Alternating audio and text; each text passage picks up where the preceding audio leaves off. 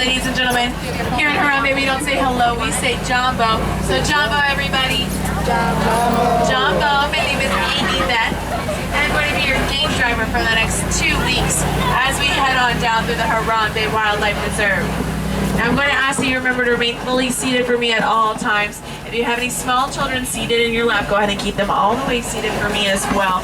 Please don't let them stand or lift them up. And if you have a camera, go ahead and pull it out, get it ready to go, ready to take a picture. But hold on tightly, it is a bumpy ride. And we are not allowed to stop for anything that may fall out of the truck. Now we're entering the reserve down through the Little Ituri Forest. Most of the animals that live down here are pretty shy. And on top of that, they tend to camouflage over their natural surroundings really, really well. So do me a favor, put behind every tree, every bush. They can be a little tricky to see sometimes. Oh, but it looks like we're going to have some really good luck. Right off the bat on our right-hand side, there are 2 big dark brown animals, black and white striped legs. Those are called okapi. Now the okapi kind of look like zebras, but they're not related to the zebra at all. Their closest relative is the giraffe. In fact, their skulls are just about identical. But they're super shy. They're so reclusive, they weren't even discovered by the Western world until 1901.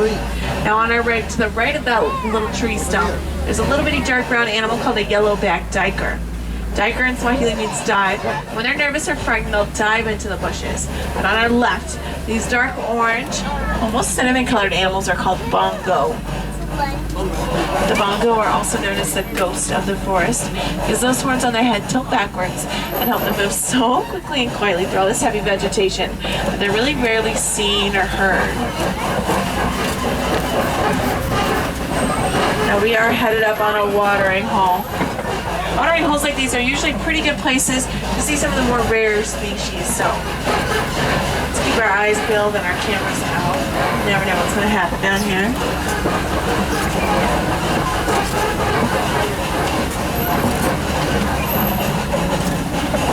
Oh my goodness, you guys. We're going to get a really excellent view of a big black rhino, it looks like. You see it? Here's the rock. See him, show him, Kate. Taylor. And the black rhino is really rare to see, as there's only about 5,000 of them left in the world today. Wow. At 3,000 pounds, they charge at speeds up to 35 miles an hour. Makes them really pretty much indestructible, except for, unfortunately, at the hands of poachers. Ooh, now on our right-hand side, back in those bushes, there's a big tan animal. You can see it's like over here right now. His ears, little face. That's a kudu. See him? The kudu is the second tallest antelope in Africa, and it looks like there might have been 2 back there, and I think they were both female. Only the male kudu carry horns, and they're pretty hard to miss. They're among some of the largest out of any antelope species in Africa.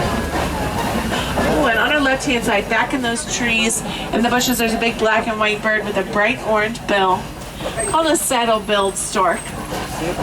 They are the tallest storks in Africa, coming in at about 5 feet tall, with a wingspan of 8 to 9 feet.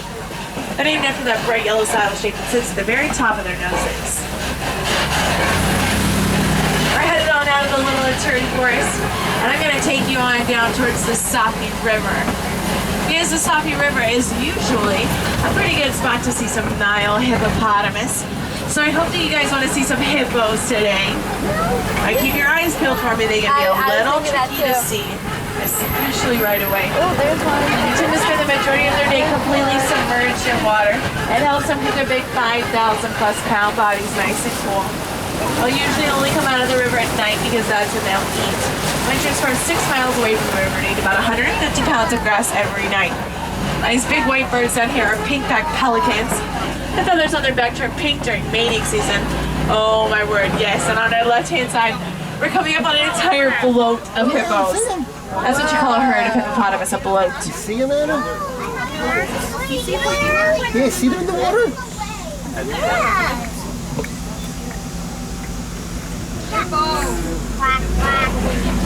Like I said, they spend most of the day kind of snoozing under the water.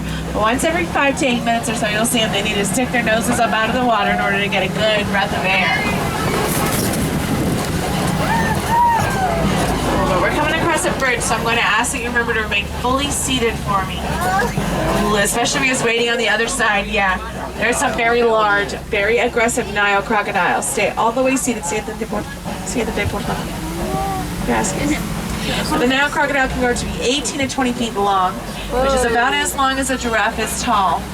They hold their breath underwater for 2 hours at a time and run on land at speeds up to 10 miles an hour. So they're pretty ferocious. Those jaws have enough power to be able to snap the bone of just about any animal right in half. Close with about 2,000 pounds of pressure per square inch of force. Don't worry, you guys, we're headed on out of there now. And I'm going to take you on up towards the savannah. Up here in the savannah, we're going to see an entirely different ecosystem than anything we've seen so far on our journey. There are totally different plants and completely different animals out here. Look at this big old baobab tree that's coming up ahead of us and on the right. And the baobab tree is more commonly known to locals like myself as an upside down tree. And I think you can kind of see why. It looks like its roots are sticking up in the air. But it actually goes leafless about 9 months out of the year in order to save water in those big trunks, which in turn will help those trees live to be about 2,000 years old. You may see them scattered all across Harambe.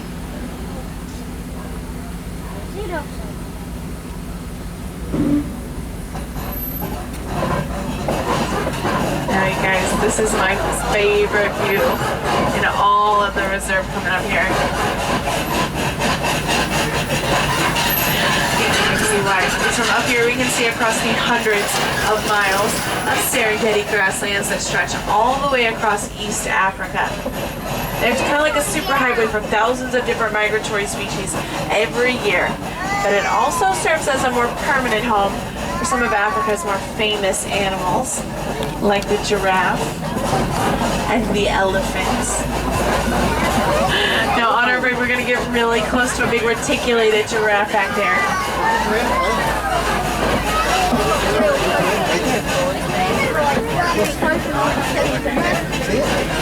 And a baby reticulated giraffe right here.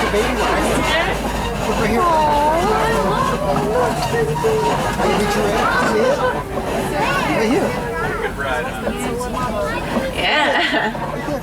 And the reticulated giraffe gets its name from the Latin word reticulata, which means net. Because he looks like a big brown giraffe that someone threw a large white net over. His spots are smooth around the outside, and they fit together kind of like puzzle pieces. But I think we're going to get a little bit closer to that tower of giraffe here in just a moment. Oh, in the meantime, look up our left-hand side, up against that rock. See the big tan animal with the swirled horns? That is the Patterson's eland. The eland is the largest antelope in Africa, and the Patterson's eland can weigh about 2,000 pounds, and they're approximately 6 feet tall at their shoulders. But even though they weigh a full ton, it does not stop them from being able to jump over 8 feet into the air from a standing position when they're frightened. Now, if you've noticed these tall reddish cones and mounds of dirt, these are termite mounds. They're about as hard as concrete because they bake in the hot African sun all day. Now, termites make them for their homes, but larger animals like to use them as scratching posts sometimes, and they rub up against them, like that one back there to our right. They get kind of worn down. But when that happens, small animals just like to hop on top and peek way out into the tall grass to see if there are any predators lurking about.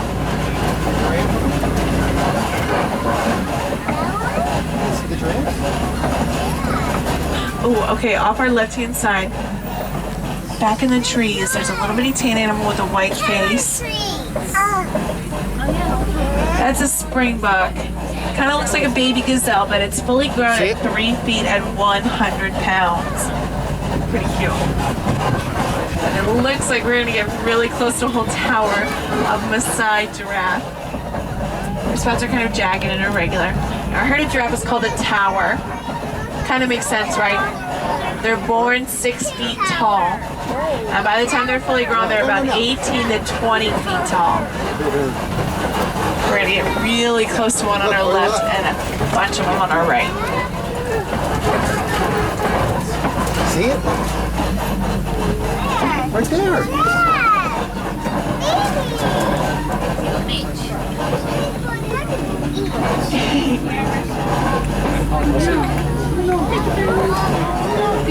Looks like there's another baby out there. It can't be more than a couple of months old, I would say. The baby over here.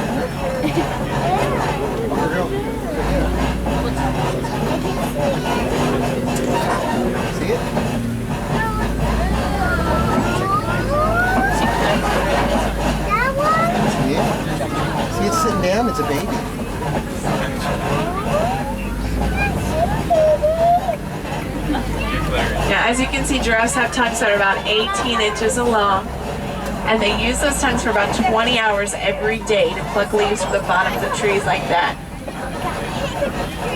They spend the majority of their time doing eating. Oh, there's another big reticulated giraffe on our right-hand side. You can really see the difference in the spots here.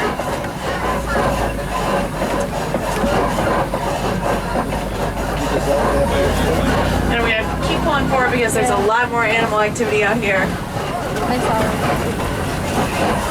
We're going to get a much better view of those springbuck that we saw earlier on the top of the hill to the right of the big tree, it looks like. Now, springbuck are kind of cool because unlike most antelope, they don't run away when they're frightened. They do something called pronking, where they stiffen up their legs, hunch their backs, and bounce around in the grass. From a standing position, they can get like 11.5 feet into the air at a time. Now, also to the left of the tree, as I'm coming around the turn, you're going to notice some gray animals with black features called white-bearded wildebeest. They're also known as the gnu for the grunting noise that they make. Part of one of the largest animal migrations in Africa. Oh my goodness. And look back at the palm trees. You see those big horns attached to that big reddish-brown cow? That's the Ankole cattle. Hopefully we can get another good look at them. And laying down in front of the palm trees, there's a water buck. Laying down in the grass. The water buck dive into the water to avoid their predators, and their skin secretes an oil that waterproofs their fur, so it just beads up and rolls off of their back, kind of like a duck.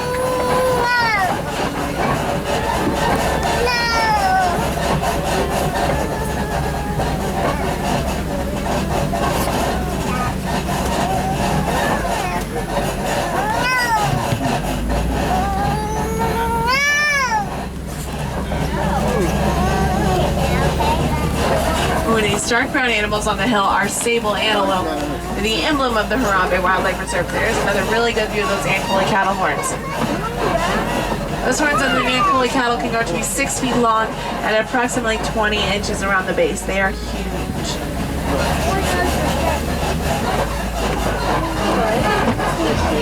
Now I'm going to take you on off towards elephant country.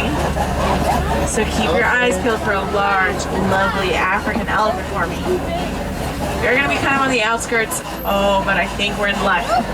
They're pretty hard to miss. Born at about 300 pounds, by the time a male elephant's fully grown, he can weigh over 13,000 pounds. So almost 7 tons.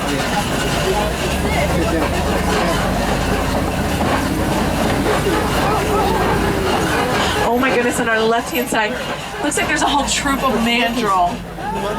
They're the largest and most colorful monkeys in Africa. The dominant male will get up to about 100 pounds and has the most vibrant red and blue markings across his Anna, look at the elephant over there. So stop right here so you can look at the elephant. Look, there's the elephant. Over there. I can't really tell just by glancing, but I would guess that that's a bull or male elephant. Because usually only the boys wander off on their own like that. The females tend to stay with the herd because they're a matriarchal society. The eldest female holds the highest rank. Pretty much just means that the girls call the shots. Oh my goodness, we're gonna get really close here. Whoa! Whoa! That's a big elephant!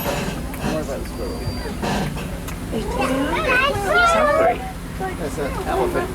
Yeah, that's you. That's not me. That's you? That's not me.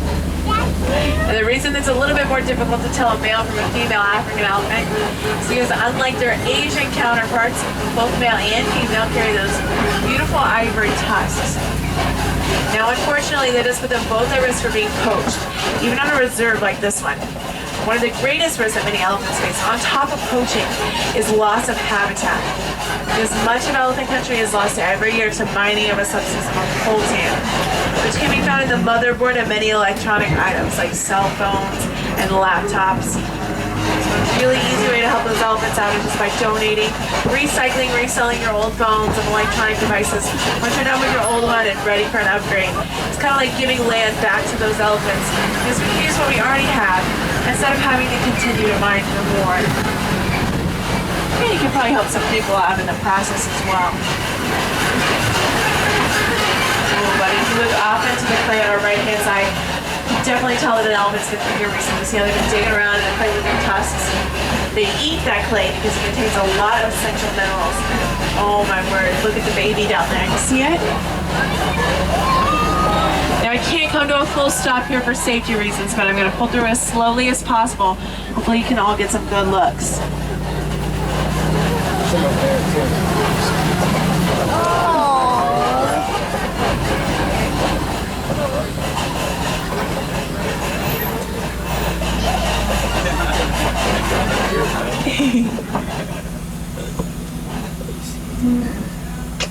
Let's go for a little bit more. They're on the move. So let's see if we can catch up to them around here. Now from time to time I can pick up a radio station through here. So if y'all don't mind, I'm going to fiddle around and see if we can catch some music. Oh my word. There's going to be another reticulated giraffe on our right hand side and elephants on our left.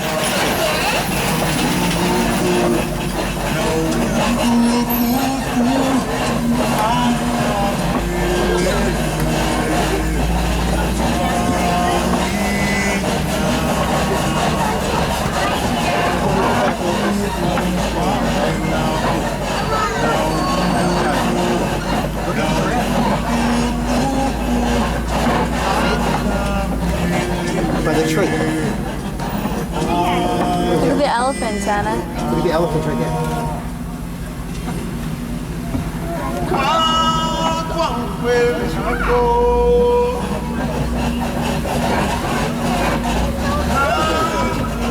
It's uncommon to find baby or adolescents in a herd.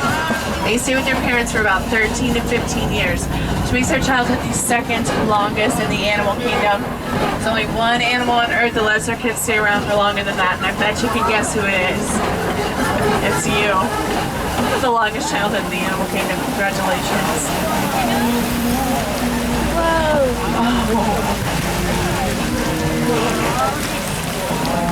Baby, it's a kid.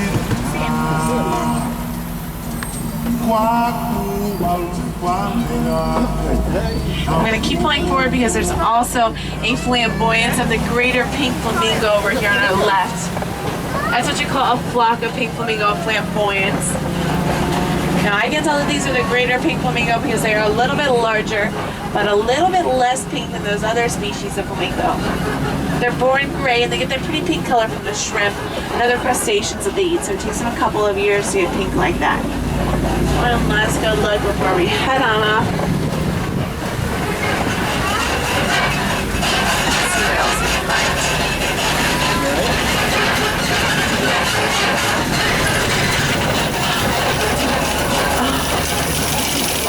On our left-hand side, yeah, we're gonna get really close to a whole crash of white rhino. Sit down. Oh my goodness, there's another one. Look at them moving. Now, white rhinos are really rare to see, especially this many of them and this closely, as they are being poached for those horns on top of their heads. Now, despite common misconception, those horns are not made of ivory. They're made of something called keratin, which is a fibrous protein that can be found in your fingernails and your hair. So they grow about 2 or 3 inches every year.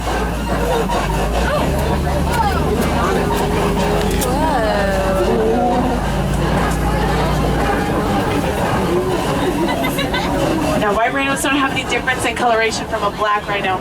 They get their name from a mispronunciation of the Afrikaans word "veit," which means wide, because they have big, wide mouths. They're a little bit larger, though. They weigh about 5,000 pounds, and they charge at speeds up to 35 miles an hour.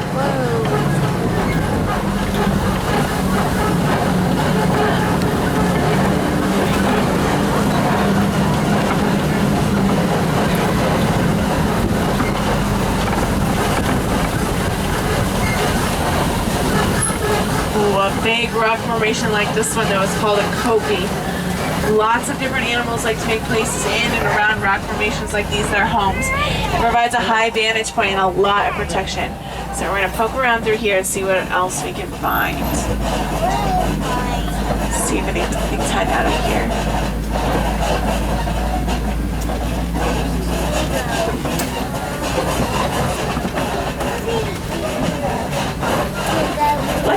Bless you again.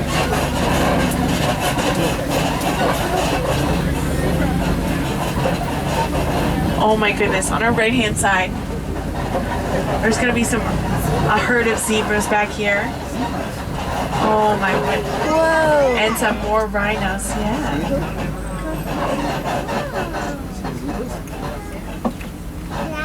And each zebra has a unique stripe pattern, kind of like a fingerprint on a human. And the dark brown animals with the white tails out there are called Bontebok. They're pretty much extinct in the wild. You can basically only find them on a reserve like this one.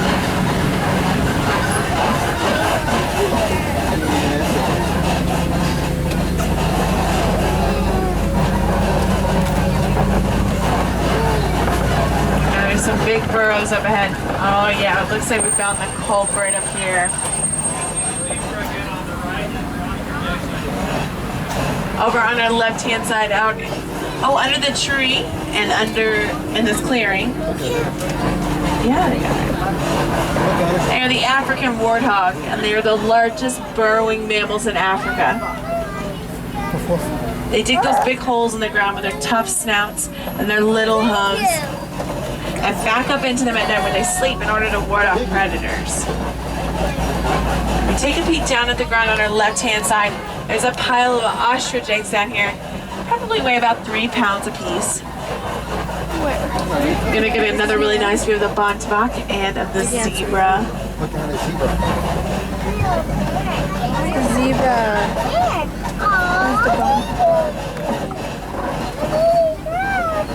The base color of an animal is the color of its nose. So if you look at the nose of that zebra, you'll see that they are black noses. That means that they are black with white stripes. Oh, on our right hand side, there's a whole flock of ostrich back here. Whoa. They're the largest birds in the animal kingdom. Now they're too large to fly, but they do run pretty quickly at speeds of about 40 miles an hour.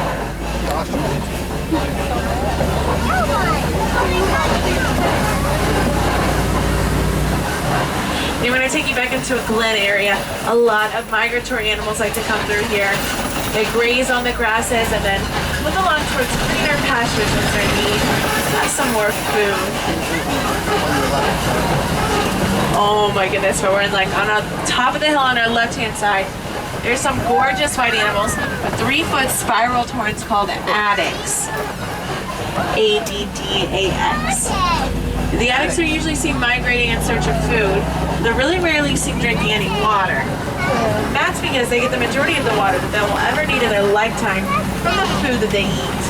So they are